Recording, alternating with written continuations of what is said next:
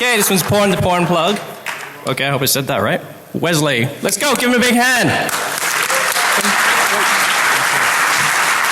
Thank you.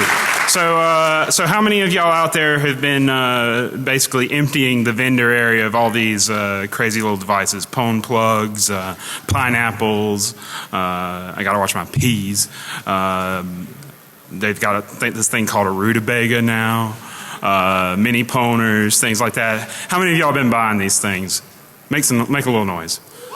All right, so how many of y'all are going to be using those for good?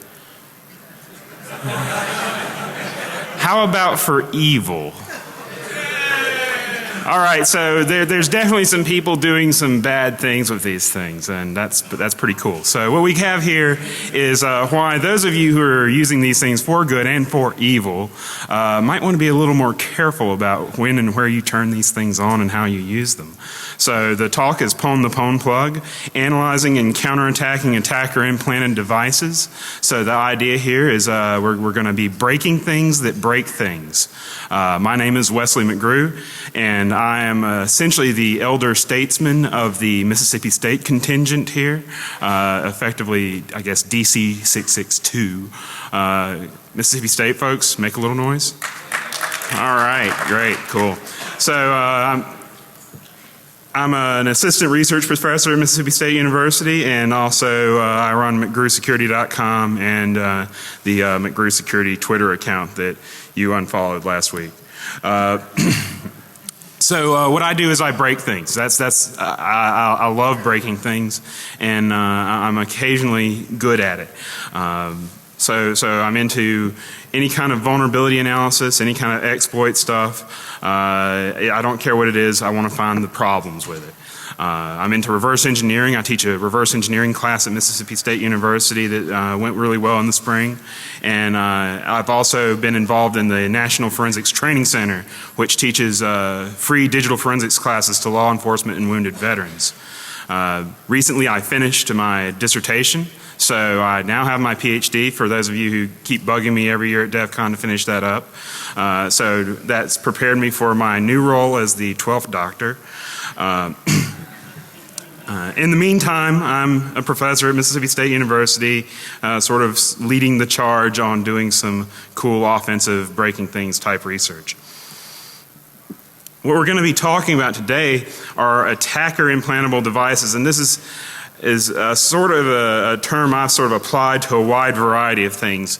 There's a crisis of terminology for these things right now. The traditional name for these are a drop box, and unfortunately there's a really bad name collision with that right now. The storage guys kind of took that one from us.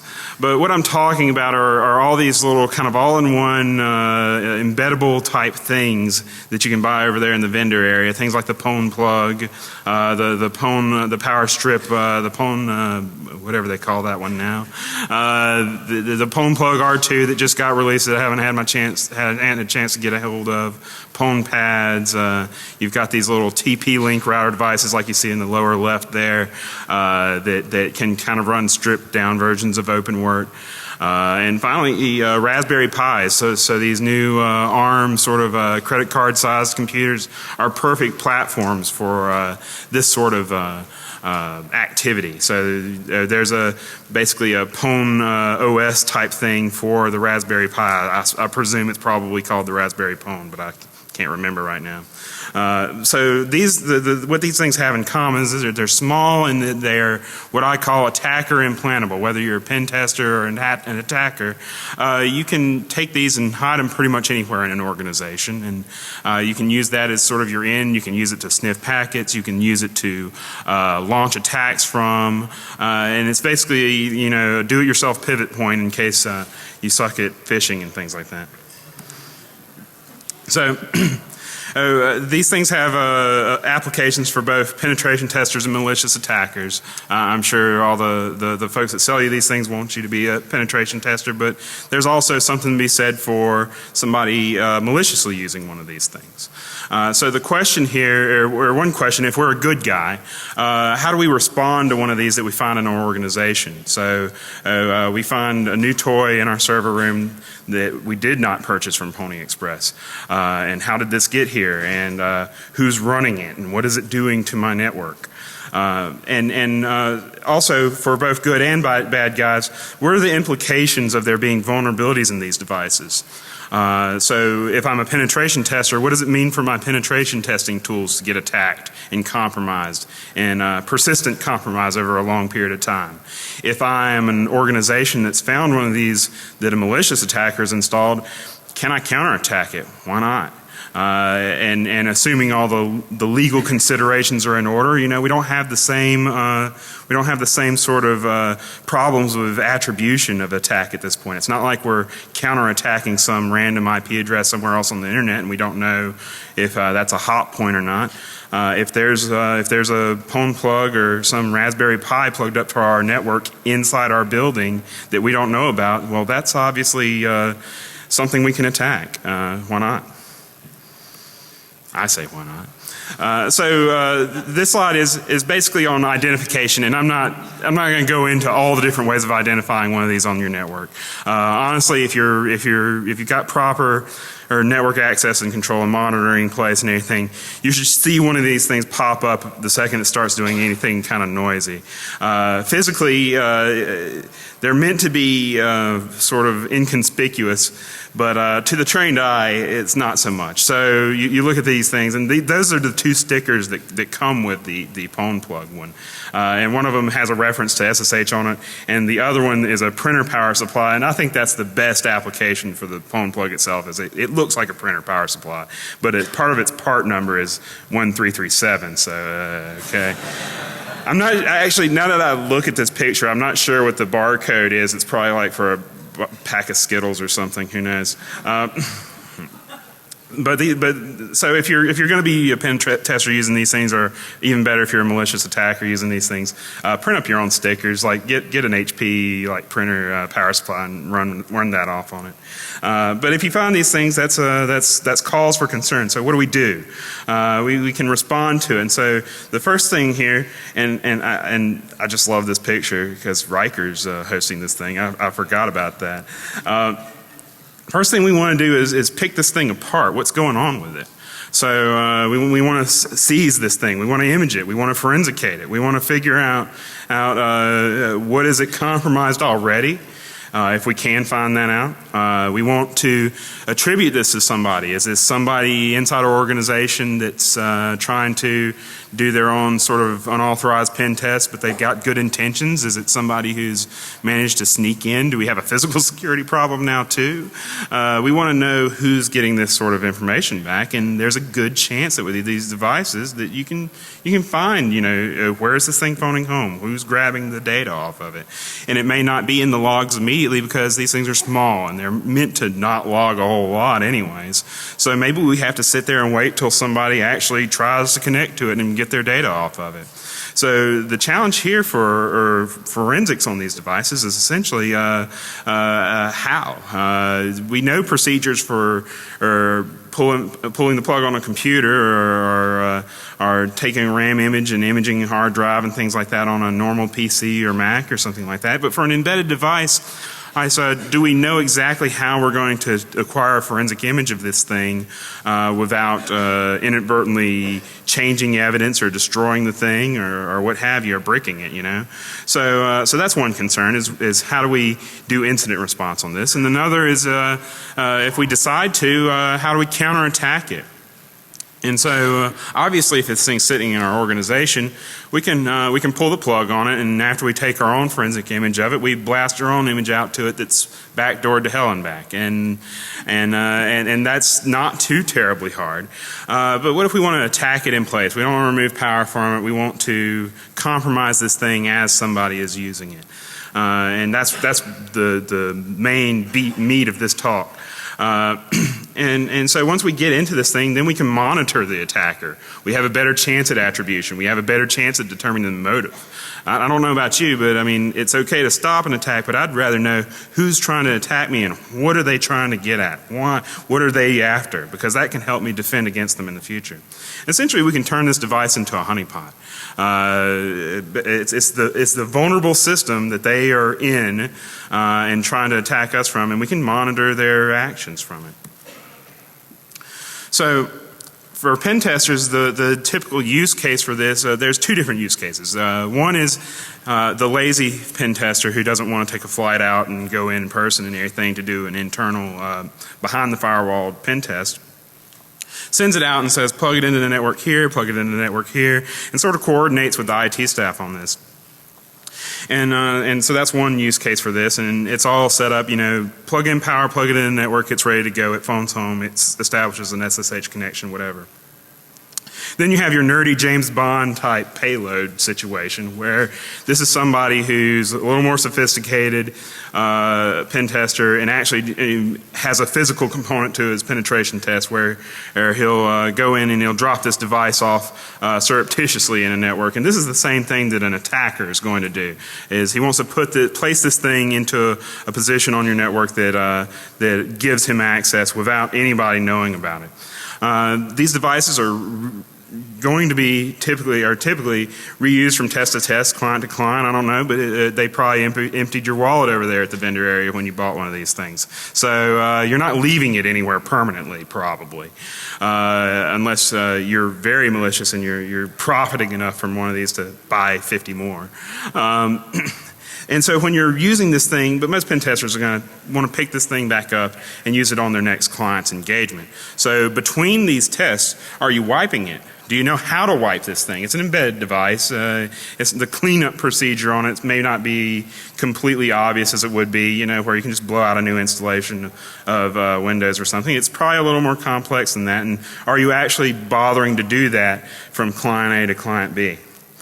And that we can use that to our advantage when we attack these.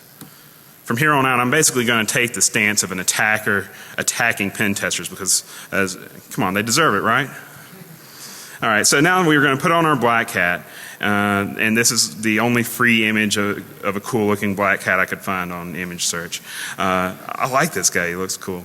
So you put on your black hat, and we're going to talk about hacking a pen tester's implantable device either in the field or on his bench. So the attack that I'm going to talk about in the pawn plug here, it's fine and dandy if you see this on a client network and you can compromise it using this attack, but this attack can also be used if the pen tester is testing the device or provisioning the device for a new test on the bench in his lab getting ready for a penetration test. It's actually might be even a little bit easier due to the way that we do this attack.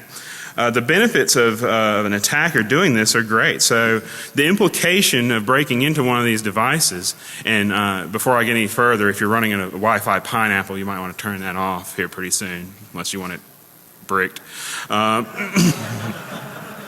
Because somebody in here is going to do it, and they're going to do it fast. The implications of owning one of these things is, one, we can intercept things. So if a penetration tester's doing the work for you, he's scanning for vulnerability. He's breaking into systems. I don't have to do that now.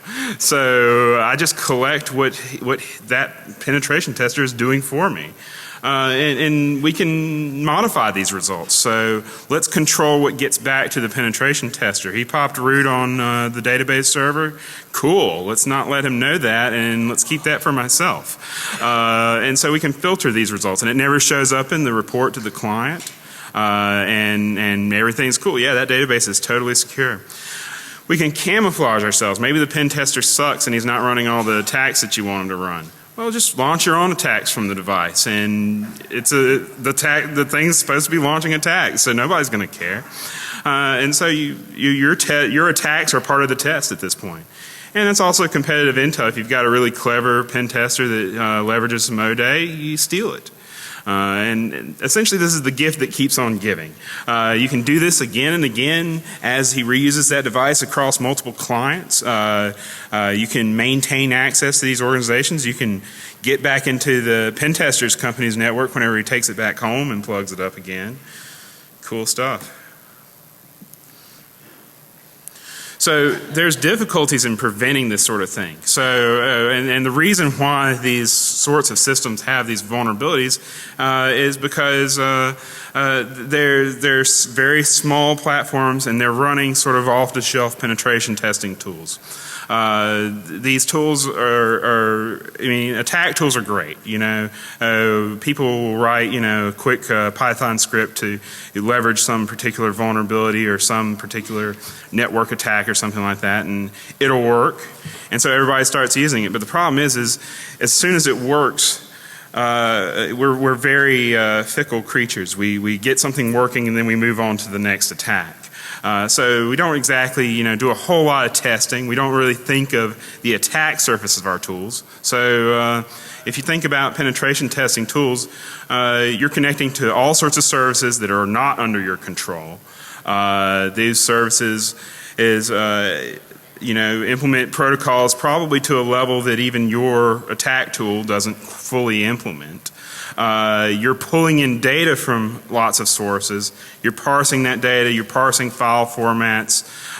So your attack surface is essentially your entire code. If it didn't have to do with processing things from another service, your code wouldn't be doing it. So essentially a vulnerability in any part of your attack tool really opens up for you. Most of these tools are proof of concept tools, and that's always a disclaimer. That's always my disclaimer when I write a security tool is this is a proof of concept. I got it working and then I stopped. And I'm as guilty as this as anybody. The disclaimer there is don't use this in a production setting. Don't use this in your production malicious attack, your production penetration test, unless you fully understand the implications of what you're doing and you can control it. But unfortunately these things are open source, and folks who put together these small embedded attack appliances will take these open source tools, put them on the devices as is, and wrap a user interface around it and send it out. So there's at no point in this process is there any kind of audit of what are the vulnerabilities in these tools. These are very small, weird platforms. ARM is getting less and less weird, I guess. But these things are not, these aren't PCs. These are outside of the comfort zone of a lot of the people who are using them. So once you get these tools running on that platform, then you just pray to God and you're like, all right, that's great. Let's just move on and do something else now. When you send these things out, they're out of your physical control. So obviously, unless you're implementing some sort of encrypted file system on this thing, and even then, how would you do it? Where's your key? Who's going to type in a key on this thing once it's out there? So it's hard to protect this thing once it's out of your physical control. We know, we have access to a computer, we have access to the USB port, we're in. And finally, like the update procedure for these things. Once they work, they work. The chances of somebody, actually seeking out between tests the new firmware for their Pwn plug, the new firmware for their mini Pwn or Raspberry Pwn or whatever, is very slim. As long as this thing's working and doing the job, there's not a whole lot of chance that they're going to think to go out there and look for it. So it needs, if you're going to do something like this, it needs to be an automated update procedure, but you can't have automatic updates on one of these devices out in the field. That'll be a whole new attack surface for me to talk about next year. So these things will run old code, and they'll run old code for a very long time. Security geeks are easy targets. So it's hard. There's another problem. I talked about the problem of the naming scheme for these types of devices. Dropbox being taken, and so I'm going with the wordy attacker implantable devices. There's also a similar semantics problem with doing research on this problem. So if we're talking about finding vulnerabilities in vulnerability analysis software, that's a really tough thing to Google. Finding exploits in pen testing software, not exactly the easiest research area, but there's a lot of it out there, and there's a lot more that's yet to be found. So I'm not sure who is currently working on breaking things that break things, but there's a lot left out there. You're already familiar with the million bojillion Wireshark vulnerabilities out there, and that's very typical of this genre of software. We're talking about things that implement protocols, parse things, and have a huge attack surface. We have, vulnerability, cross-site scripting vulnerabilities in Metasploit. We have some screenshots of the titles of talks that are here at DEFCON and back at Black Hat this past weekend. So the tools that security geeks use are no less vulnerable, or perhaps even more vulnerable than the tools we're attacking, because there just hasn't been enough attention and there's not been enough audit on these tools. So the case study for this, and I'm picking on the Pwn plug for this, but honestly these same problems exist in other devices. I'll talk about that in a little bit. But today we're going to be playing with the Pwn plug. I have one plugged up underneath the podium here and wired up and everything, and hopefully it'll behave itself long enough for a good demo at the end of this. What we have is a discussion of the forensics of it and a demo of a counter attack against this thing, or a straight up attack against it. Depends on how you look at it. So for forensic acquisition of a Pwn plug, so this is what I do the first time I get a hold of any new devices. I want to know how to perform a forensic analysis of this thing, which involves imaging it, which basically gives me something that I can go back to the original state of the device when I screw it up, when I attack it. So forensic acquisition is always something that I'm interested in. There's explicit detail in the white paper for this. I haven't looked at the DVD. My Retina doesn't have a DVD drive on it, but the DVD that came with the conference materials has the white paper for this. It has these slides. It has all the attack code and payloads and all the crap that you need to do this stuff for your own. But the white paper has all the stuff about the forensics of this. So I'm not going to go into all the different U-boot commands and things like that. But the essential step for this is, the essential idea of this is that the Pwn plug, which is based off of the Shiva plug platform. So if you want to play around with these devices, you can just buy a little $99 Shiva plug. Honestly, nowadays you're better off with like a Raspberry Pi or something. But the idea is this Shiva plug hardware that the Pwn plug is based on it can boot off of a USB drive if you ask it to nicely. Essentially, you can grab a Debian image for Shiva plug, and which will have everything you need to DD a drive. And more importantly, you're not relying on the file system and tools that's already on the Pwn plug itself. You can boot it up into the serial console, interrupt U-boot, tell it to load a kernel and a file system off the USB drive, and go. And it'll boot up into your USB drive instead of the Shiva plug. And so you can play around with some alternate firmware for this thing without blowing away the base install on it too. But more importantly for forensics is you can DD the root file system once you get in there.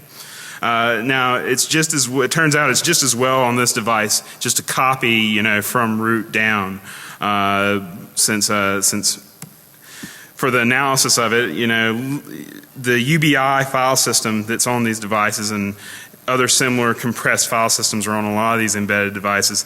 Our options for forensic analysis on these are kind of limited. So there's lots of compression on these. At any given point, you don't necessarily know exactly how much free space you have.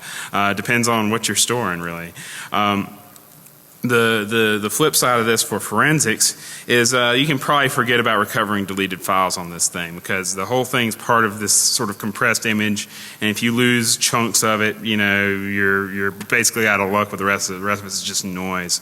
So there's really no tools for doing good forensic analysis that I know of right now for recovering deleted files and things like that. But if you have the file system image, which you can then blow out to another Pwn plug if you wanted to, so that's useful. You can use MTD utils on Linux to mount this image and start processing it at the logical file system level. You can go through and look at the files and things.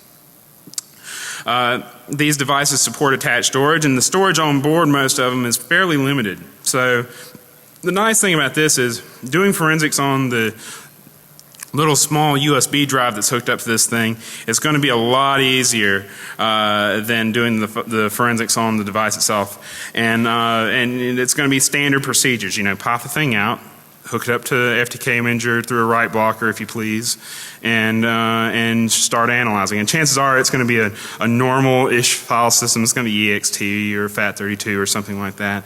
And the cool thing is the stuff that's going to be on that's going to be the real goods there. That's going to be all your packet data and things like that that aren't necessarily feasible to store on the internal storage. The cool thing about these devices is that anything that's different from the base image, anything that's different from the base image on one of these phone plugs is likely to be of interest to you because it's something that's changed. It's something that's a result of the attacker using it, or a result of the tools that are running on it as a result of network traffic coming into it. So what you can do is you can take that file system that you've acquired and run it through FTK or whatever tools you have for making a known file hash set, hash all the files on the base image. You can download the base images off of Pony Express or whatever.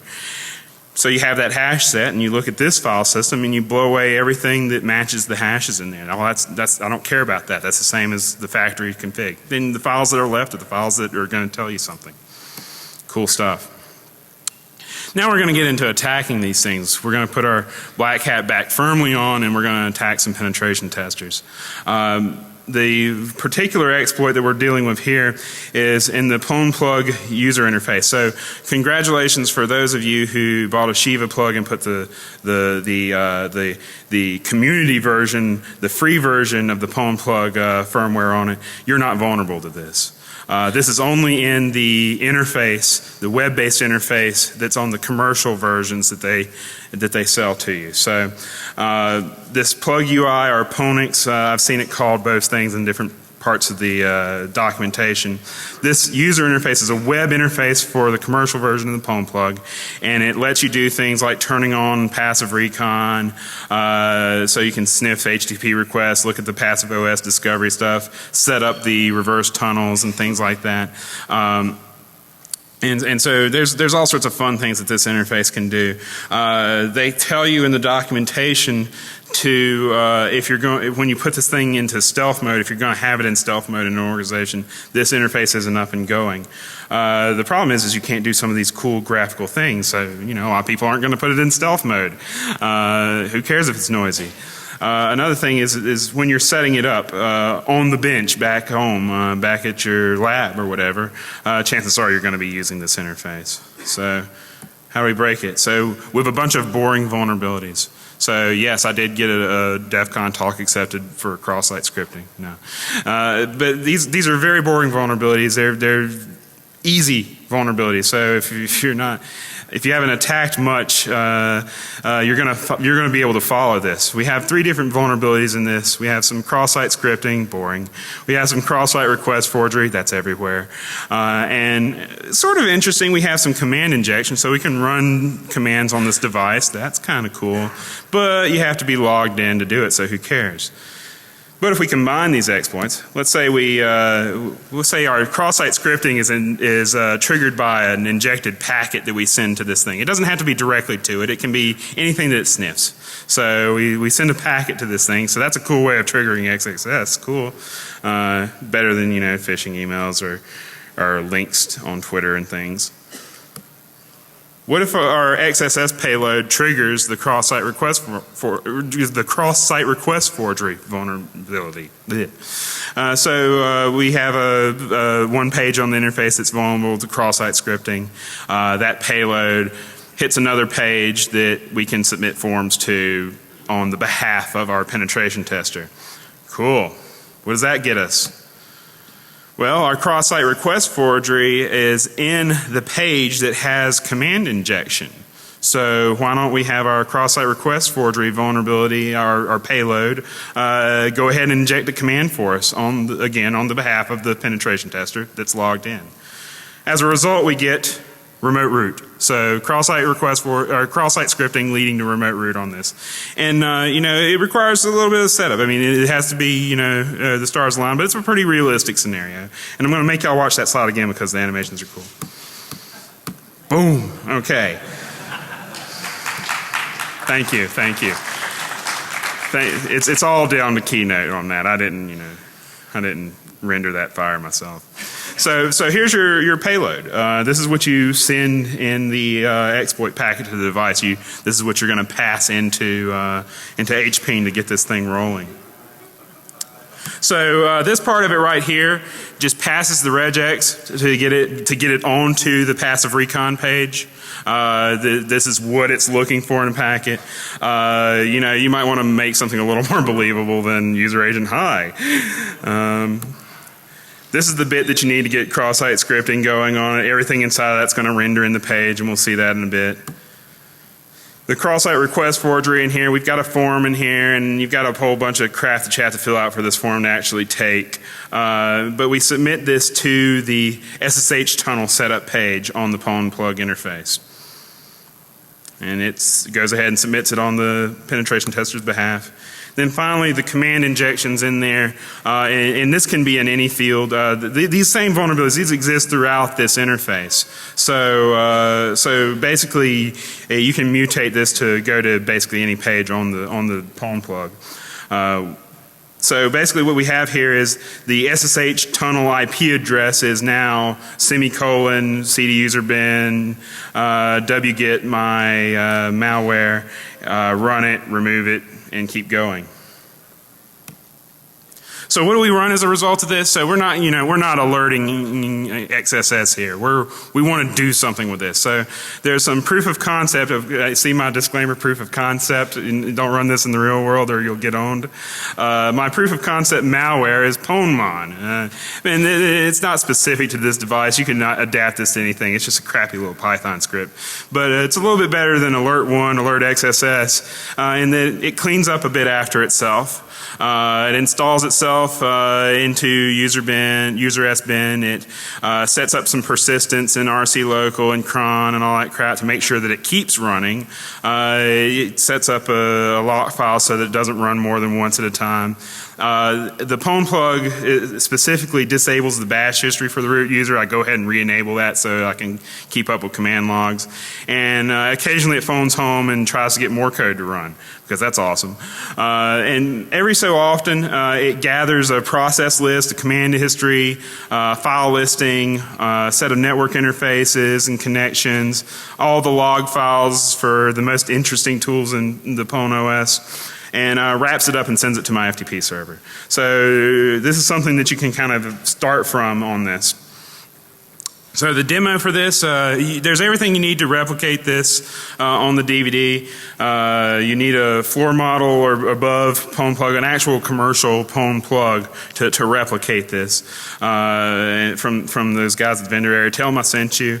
Tell them if there's a patch for this to give you the old one. So that you can play with this. Or just use an unsuspecting friend or enemies. So we're going to bounce out of here and hopefully this demo will work. If not, I have a recording. Alright, so what we have here is, and we'll take you on a tour of the different views here. What we have here is our hapless penetration tester setting this thing up. Over here we have our attacker. Basically with, where he's launching the attack from and the web server that he's hosting the stuff off of, the FTP and some info on what's going on here. The players that we have here are the PWN plug on 10, the pen tester / victim on 15, and the attacker here on 20. And here we have basically a view on the code of the pwnmon software in case I want to refer to anything for y'all. What we're going to do, first off, we're going to start up our attacker web server so that we have this. I'm going to show you what's in here right now. The ubi.py. Now these UBI file names, since I had to do a bunch of research to figure out what the hell's going on with the UBI file system, I figure adding some more UBI named commands to this operating system is a good way of hiding my malware, and that none of it makes sense anyways. So we have ubi.py and ubi mount here.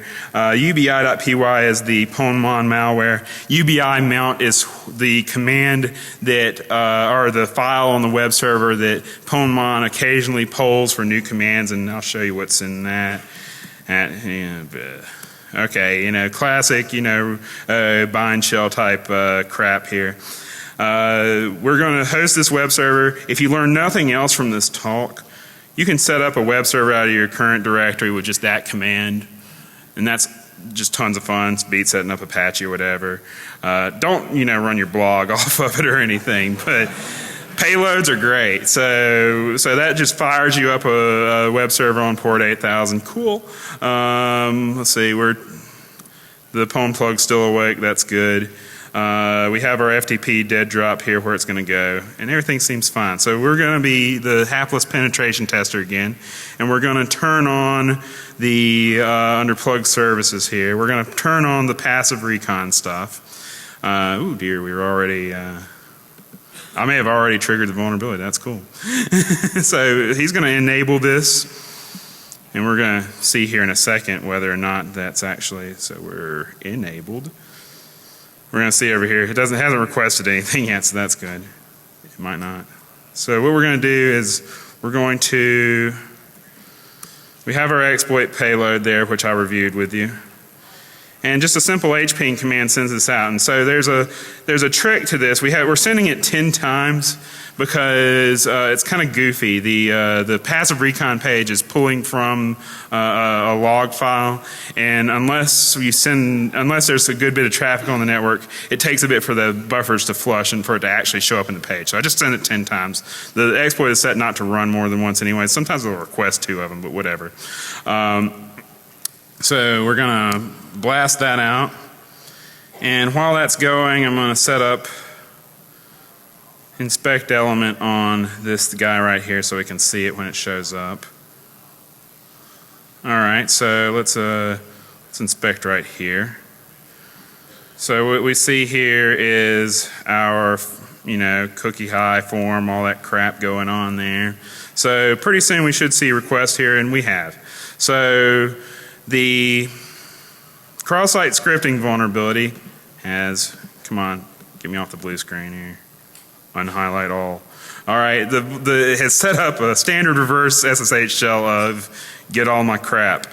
And that's scheduled to run every minute. And thankfully it's already run. Sometimes if you hit it wrong, I'd be standing here and have to tell you a joke or something before it actually does anything.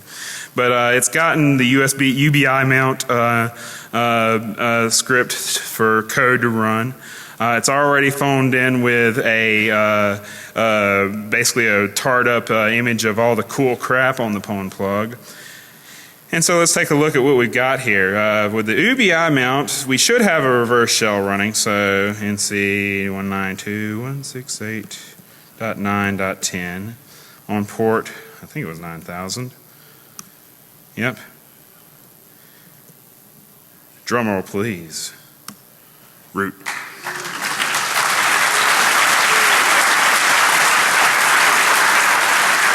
I've always wanted to do that on stage at DEFCON. All right, so over here at our FTP dead drop, this is actually cooler. Who cares about getting root? We want to get stuff, loot. All right, so what we have here, and this is actually kind of funny, the pwn plug isn't so hot on its real-time clock or anything. So this is time-stamped. So with Unix timestamps, and you'll notice I have the underscore and a dash here, and I was like, I fucked up in my script, and I have a dash in here also. No, that's a negative timestamp there. So my pwn plug has lost its shit, and we'll see what it thinks the time is.